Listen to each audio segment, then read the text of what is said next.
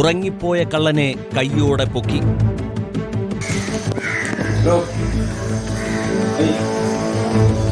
ക്ഷേത്രത്തിൽ മോഷ്ടിക്കാൻ കയറിയ കള്ളൻ ഉറങ്ങിപ്പോയി. നെയ്യാറ്റിൻകര കോവലൂർ ശ്രീ കഴുകുവാൽ വട്ടം ക്ഷേത്രത്തിലാണ് സിനിമാ കഥയെ വെല്ലുന്ന രംഗങ്ങൾ അരങ്ങേറിയത്. തിടപ്പള്ളിയിൽ ഉറങ്ങിപ്പോയ കള്ളനെ നാട്ടുകാർ പിടികൂടി പോലീസിൽ ഏൽപ്പിച്ചു. തമിഴ്നാട് ഡിണ്ടിഗൽ സ്വദേശിയായ സെന്തിലാണ് പിടിയിലായത്.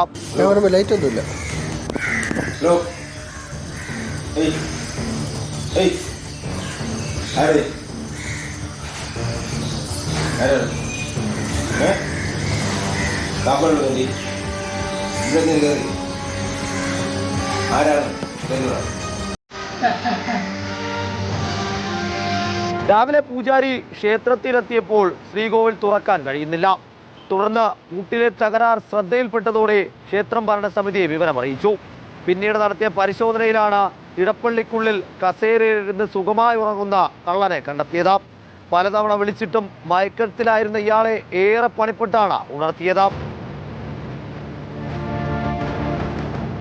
പൊതുവെ അയ്യപ്പകെട്ടിന് ആരെങ്കിലും ആയിരിക്കും നേരത്തെ വന്നിരിക്കുകയാണെന്ന് വിചാരിച്ചു. അപ്പോൾ താക്കോല് പുള്ളി കാലിൽ ചവിട്ടി പിടിച്ചിരുന്നു.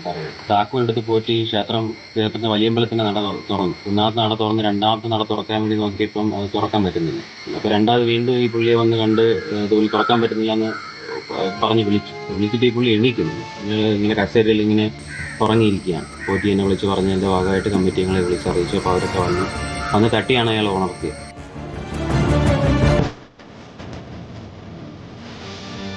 പിടികൂടിയ പ്രതിയെ നാട്ടുകാർ പോലീസിന് കൈമാറി. തുടർന്ന് നെയ്യാറ്റിൻകര കോടതിയിൽ ഹാജരാക്കി ഇയാളെ റിമാൻഡ് ചെയ്തു. തമിഴ്നാട്ടിലെയും കേരളത്തിലെയും അതിർത്തിയിലുള്ള ക്ഷേത്രങ്ങൾ കേന്ദ്രീകരിച്ചാണ് ഇയാളുടെ കവർച്ച എന്ന് പോലീസ് പറയുന്നു.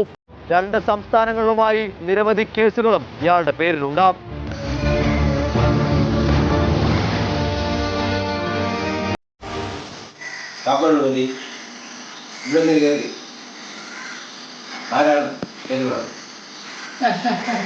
ബ്യൂറോ ജേർണലിസ്റ്റ് വിജിത്ത് ഊർക്കടത്തിനൊപ്പം റിപ്പോർട്ടർ ഗോപാൽ ശീലാസ്ഥാനൽ, ഇൻ റിപ്പോർട്ടർ, തിരുവനന്തപുരം.